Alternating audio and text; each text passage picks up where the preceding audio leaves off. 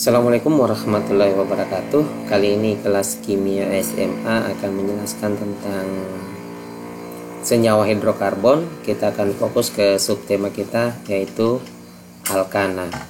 Jadi alkana memiliki rumus molekul CnH2n tambah 2. Jadi perlu dipahami rumus molekul alkana. Saya ulangi, CnH2n tambah 2.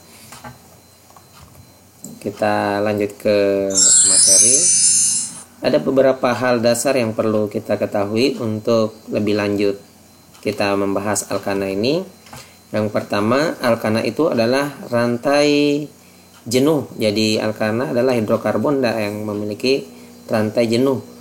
Yang mana itu rantai jenuh? Rantai jenuh adalah rantai tunggal.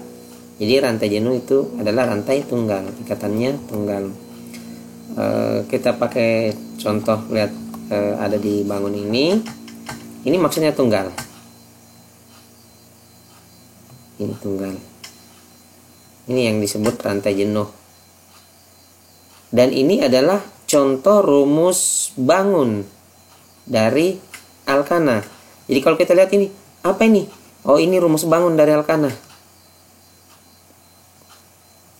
Kalau bukan rumus bangun, nama lainnya adalah rumus kerangka, ya, rumus rangka, ya, rumus struktur.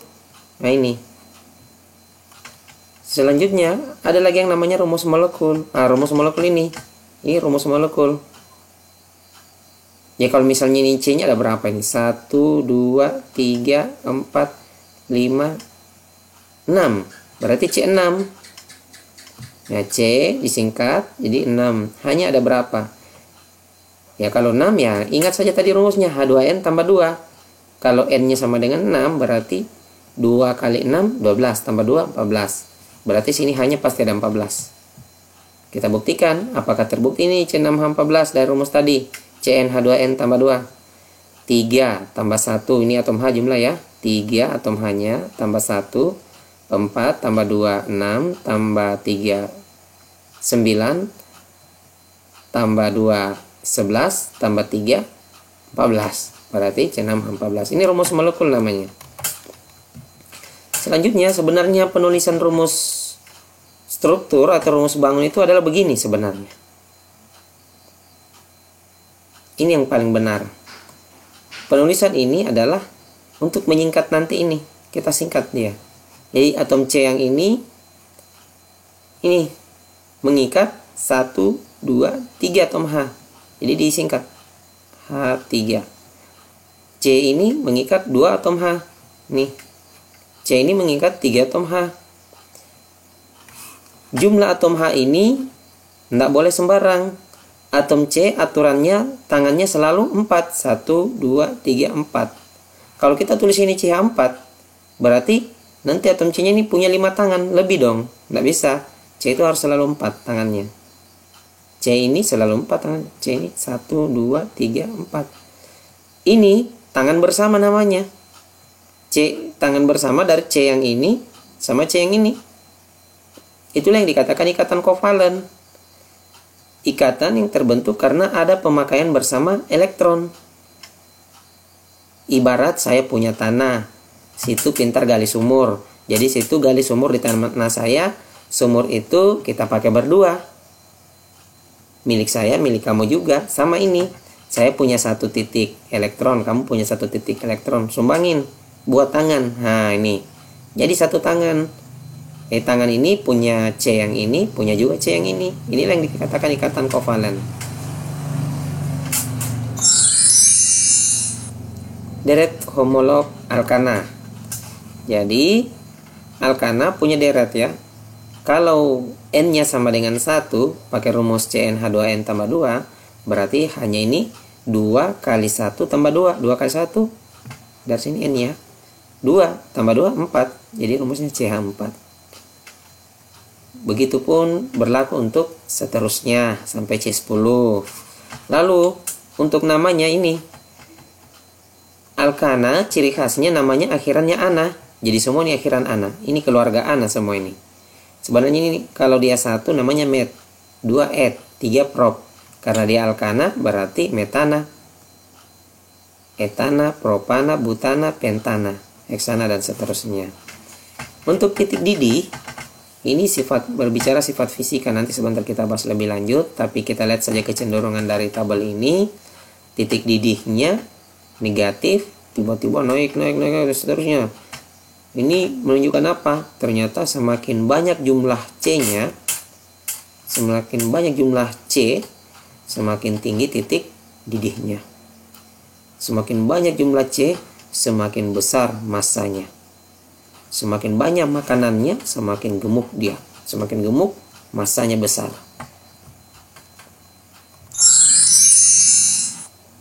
Tata nama senyawa alkana. Jadi tata nama senyawa alkana itu sebenarnya ada dua di pasaran ya. Yang pertama IUPAC, yang kedua trivial. Trivial ini nama niaga atau nama dagang. Dia seperti kita punya nama panggilan, punya nama sekolah, nama yang lebih baik. Jadi IUPAC ini ibarat nama sekolahnya. Jadi ada aturan-aturannya. Jadi kita gunakan nama IUPAC. IUPAC itu adalah sebuah apa ya namanya? Jadi dia namanya itu IUPAC, International Union of Pure Applied Chemistry. Jadi ini adalah sebuah perkumpulan ahli-ahli kimia untuk membahas tentang segala sesuatu yang berhubungan dengan bidang kimia, IUPAC.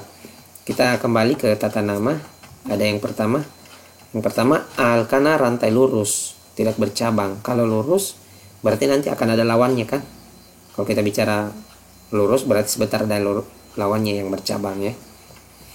Tapi di sini kita bahas yang lurus. Kalau lurus itu harus ada simbol N di depannya. Ini menandakan dia normal. Jadi namanya ini normal butana.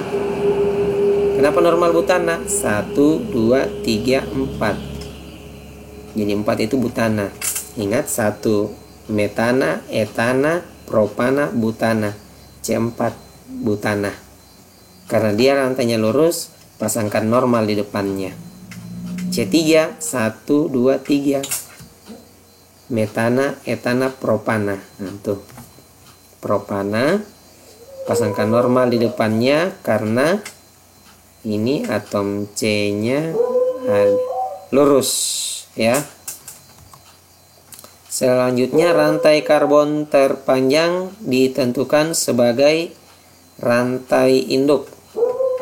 Nah, ini kita lihat. Oke. Kita lihat mana yang panjang, kita hitung dulu. 1, 2, 3, 4. Ini kalau coba kita hitung dari sini. 1, 2, 3, 4, 5. Nah, ini yang lebih panjang. Kalau dari sini coba 1, 2, 3, 4. Ah, bukan ini. Berarti kita sepakati inilah yang lebih panjang. Kalau ini yang lebih panjang, berarti ini kita jadikan rantai induk. Lalu setelah kita menetapkan bahwa ini adalah rantai induk, kita beri nomor. Tapi syarat dari penomoran itu harus yang dimulai dari yang paling dekat dengan substituen. Substituen itu artinya cabang. Ini cabang. Kita mulai dari sini atau dari sini. Nah, cari yang paling dekat. 1, 2, 3. 1, 2, 3. Nah, sama-sama paling dekat. Sama. Kita pilih saja dari sini boleh. Pilih dari sini boleh. Ini kebetulan dia dari sini ya. Tidak masalah. Jadi kita kasih nomor 1, 2, 3, 4, 5. Setelah kita memberi nomor, cabang sebagai pecahan alkana, jadi ini cabang ini, pecahan alkana disebut alkil. Disebut alkil. Biasanya diberi tanda R ya. Jadi ini biasa disimbol R ya. Memiliki rumus CnH2n tambah 1. Kalau misalnya kita buktikan ya, apa rumus ini tepat dengan ini? C-nya 1. 2n tambah 1, 2 kali 1, 2 tambah 1, 3. Berarti kalau C-nya 1 hanya 3. Disingkat CH3. Oh ya, sama ya. Berarti ini metil namanya. Jadi kalau alkil, semua anak akhirannya diganti il. Metil, etil, propil, butil, pentil, heksil, heptil, oktil, nonil, dekil. Nah, tuh. Semua akhirannya il. Kalau ini rantai cabang ya, cabang akhirannya. Karena ini satu berarti metil. Ya, jadi ini cabangnya. Kalau satu itu metil nih. Ini dia. Kalau dua nanti seperti ini etil, tapi ini kan bukan cabang, ini adalah rantai induk. Selanjutnya kalau 3 propil. Biasa disingkat C37, C4H9, butil. Ya, seperti itu. Kita lanjut. Urutan penulisan nama. Setelah kita tahu cabangnya, kita tahu rantai induknya, kita sudah beri nomor, kita mau tulis namanya lagi. Apabila kita menulis nama, ada aturannya. Kita harus tulis nomor cabangnya dulu, nama cabangnya, lalu nama alkana rantai induk. Nah, ini kita lihat. Kita nomor cabang, atom C nomor berapa ini letak cabang ini? 1, 2, 3. Berarti nomornya 3. Nama cabangnya apa ini? Tadi metil. Nama alkananya 1, 2, 3, 4, 5. Metana, etana, propana, butana, pentana. Berarti namanya ini adalah 3 metil pentana. Ya, seperti itu ya. Lanjut. Apabila alkana memiliki cabang sama lebih dari 1, ini kan cuma 1. Bagaimana kalau cabangnya 2, 3, atau 4? Maka cabang digabung menjadi 1 dan diberi awalan di. Kalau jumlah cabangnya 2. Kalau jumlah cabangnya 3, tri. Kalau jumlah cabangnya 4, tetra. Misalnya ada 2 cabang metilnya, berarti namanya dimetil. Kalau 4 berarti tetrametil. Kalau ada 4C yang bercabang sini. Kalau 5 pentametil. Nah, kebetulan tidak ditulis. Ya, kalau 6 heksametil, Anda ditulis. Ini yang paling umum saja, kadang 2, 3, 4. 2 itu di, 3 itu tri, 4 itu tetra. Nah, ini seperti ini ya. Kita tentukan dulu rantai induk. Nah, ini 1, 2, 3, 4, 5. 1, 2, 3, 4, 5. 1, 2, 3, 4, 5. Ah, sama panjangnya semua. Kita ambil saja yang lurus. Lalu kita beri nomor. Dimulai dari yang paling dekat dengan cabang. Apakah ini paling dekat? Kanan atau kiri? Ya, di kiri lah yang paling dekat. Jadi kita mulai dari sini. 1, 2, 3, 4, 5. Kalau 5 namanya pentana. Kita lihat cabangnya ada di nomor berapa? 1, 2. Ada berapa cabang? Ada 2. 1 gugus metil, 1 gugus metil. Berarti sama. Karena sama, ada 2 metilnya. Pasangkan di depannya. Jadi dimetil. Dia terikat pada atom C nomor berapa ini? Ini atom C nomor 2. Ini atom C nomor sama 2. Makanya sini 2 dimetil pentana.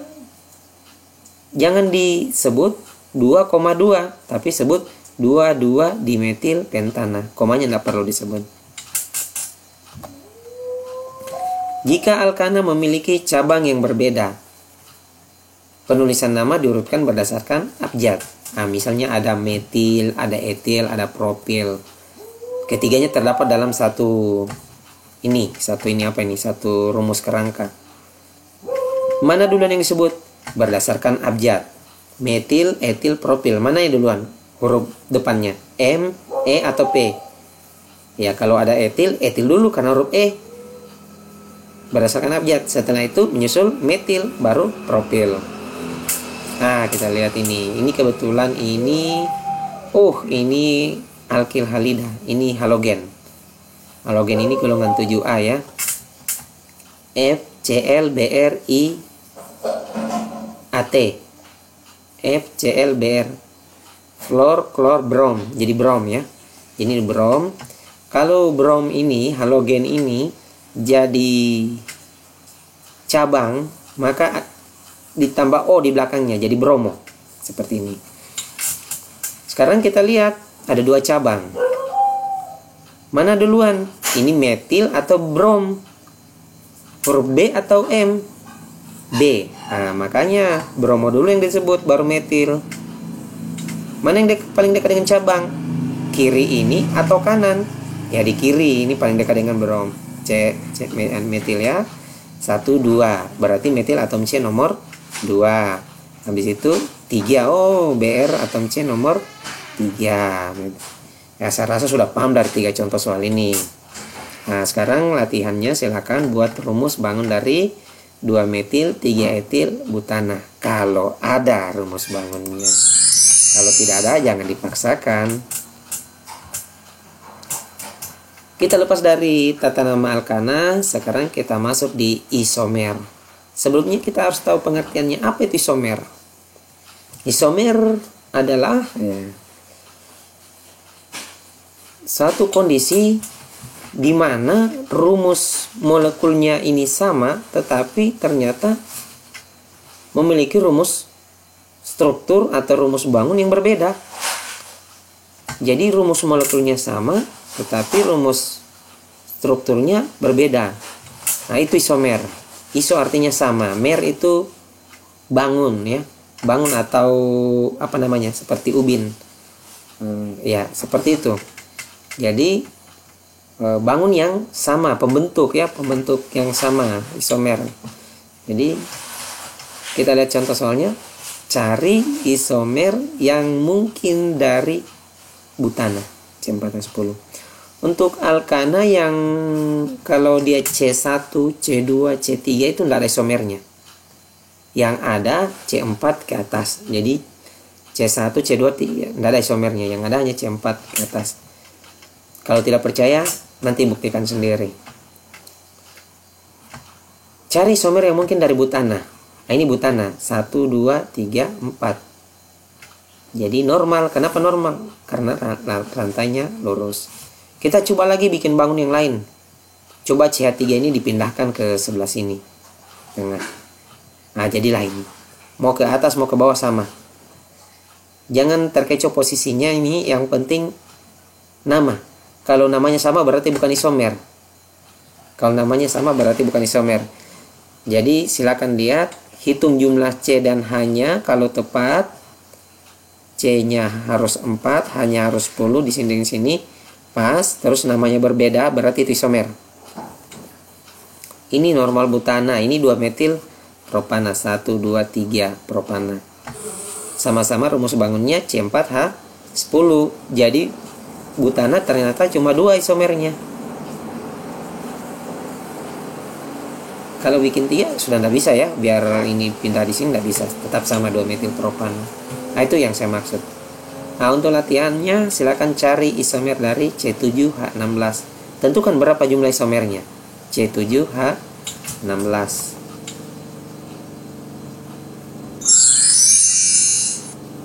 Sifat fisis, ya, sifat fisika. Alkana ini adalah senyawa kovalen. Tadi pertama saya sudah jelaskan. Jadi titik didihnya pasti rendah dibanding senyawa ion antara logam dan non-logam. Tetapi dia memiliki pola. Ternyata titik didih ini berbanding lurus dengan panjang rantai tadi yang saya sudah katakan. Semakin banyak atom C-nya, titik didihnya akan semakin tinggi pula, semakin besar pula. Seperti itu. Kalau misalnya C1, 2, 3, 4, 5 ini biasanya dalam keadaan gas. Nanti masuk C6, C7, C8, seterusnya itu cair. Nah, selanjutnya padat. Nah, itu. Nih. Jadi kalau kita lihat mana yang paling tinggi titik didihnya, butana atau propana? Lihat saja berapa jumlah atom C. 1, 2, 3, 4. 1, 2, 3. Ini yang paling tinggi titik didihnya. Mengapa?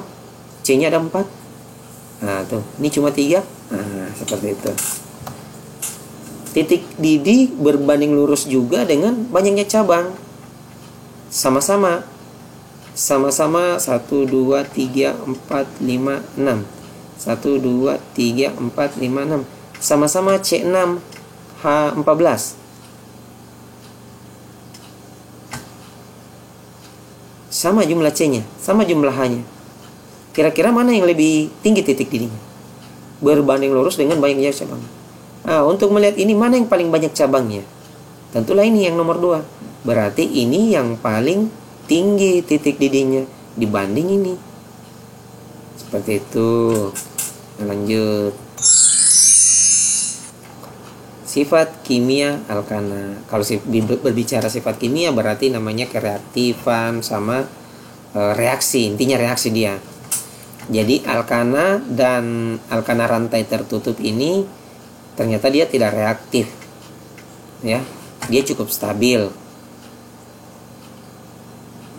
Makanya dia disebut dengan parafin atau paromafins.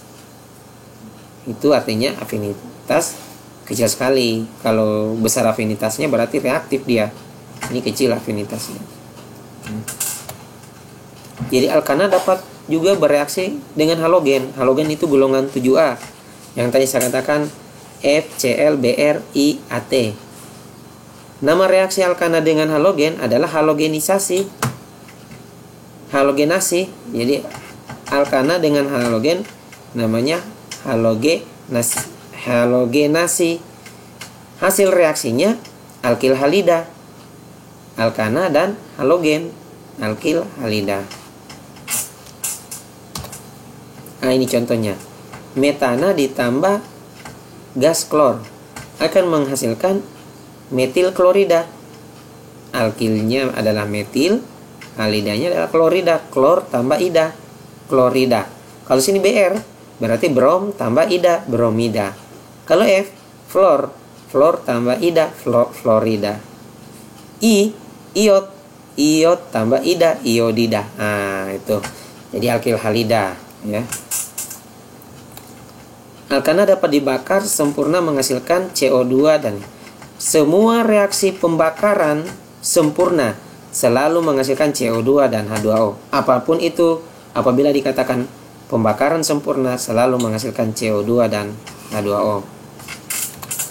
Mengapa alkana bisa dibakar sempurna? Karena penyusun utama alkana adalah karbon dan hidrogen. Makanya pastilah pembakarannya sempurna.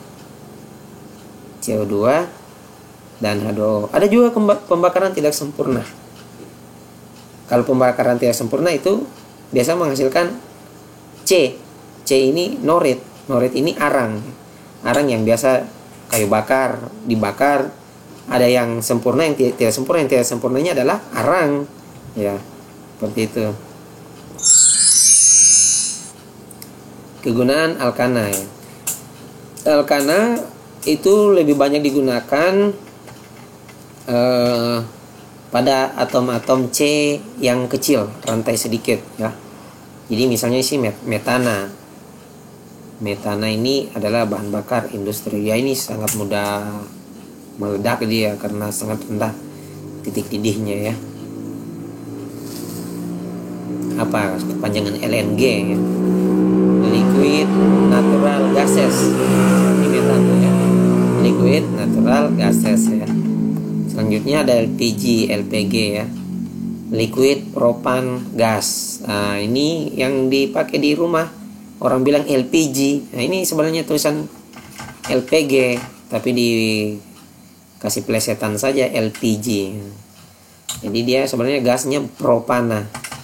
Apakah LPG ini ada ciri khas baunya? Kalau kita cium, iya bau. Sebenarnya LPG enggak berbau dia. Enggak berbau. Loh, kok yang di rumah-rumah itu berbau? Yang berbau itu adalah indikator kalau tabungnya bocor atau ada gas keluar. Supaya kita tahu bahwa gas keluar, makanya produsen LPG memberikan sulfur atau belerang. Nah, jadi belerang ini indikator, bau gas. Nah, padahal bau belerang bukan bau gas. Nah, gasnya tidak berbau, yang berbau belerang bersama gas, seperti itu. Supaya sebagai indikator, oh ternyata tabung ini sudah bocor, sudah tidak baik lagi. Ya. Nah, ini gas sebutan, gas korek api yang berbau juga itu. Kalau sudah berbau berarti ada campuran di dalam, ya. Lilin yang ada namanya canting, ya. Canting itu ya untuk pewarna tekstil. Oke, biasa orang kalau di Pulau Jawa ini sangat tren. Sudah tidak familiar lagi, beda kalau di pulau-pulau lain. Nah, ini yang sudah kompleks sekali nih. Aspal, ternyata aspal ini yang di jalan raya ini adalah alkana, ya seperti itu. Tapi dia rantainya panjang, sudah sesimpel itu. Saya rasa demikian. Semoga materi alkana ini dapat dicerna, tidak harus 100%. Semoga bermanfaat. Saya akhiri. Assalamualaikum warahmatullahi wabarakatuh dan terima kasih.